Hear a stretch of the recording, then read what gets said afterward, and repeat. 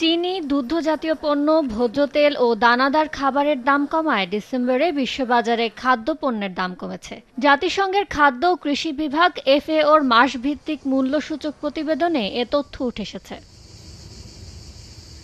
মাস ব্যবধানে এই খাদ্যসূচক 0.5% বেড়ে হয়েছে 127 পয়েন্ট। তবে এটি এখনও 2023 সালের ডিসেম্বরের তুলনায় 6.7% বেশি। অবশ্য পুরো 2024 সালে খাদ্যসূচকের গড় ছিল 122 পয়েন্ট, যা আগের বছরের গড় মূল্যের তুলনায় 2.1% কম। দানাদার খাবার ও চিনির দাম বাড়লেও ভোজ্য তেল, দুগ্ধজাতীয় পণ্য ও মাংসের দাম সেই তুলনায় না বাড়ায় গেল বছর খাদ্যের দাম কমতির দিকে ছিল।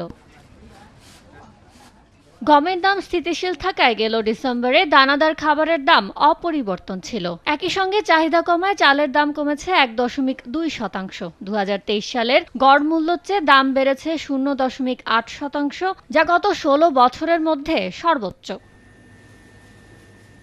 চাহিদা কম থাকায় সয়া, সূর্যমুখী তেলের দাম কমে যাওয়ায় বিশ্ববাজারে ভোজ্য তেলের দাম মাস ব্যবধানে 0.5% কমেছে গত ডিসেম্বরে, যদিও বছর ব্যবধানে তা 33.5% বেড়েছে। টানা 3 মাস কমার পর ডিসেম্বরে 4% বেড়েছে মাংসের দাম। আর গেল বছর 2023 সালের তুলনায় মাংসের দাম বেড়েছে 7.1%। একই সঙ্গে টানা 7 মাস কমার পর বৈশ্বিক বাজারে দুগ্ধজাত পণ্যের দাম ডিসেম্বরে বেড়েছে 0.4%, আর বছর ব্যবধানে বেড়েছে 4.7%।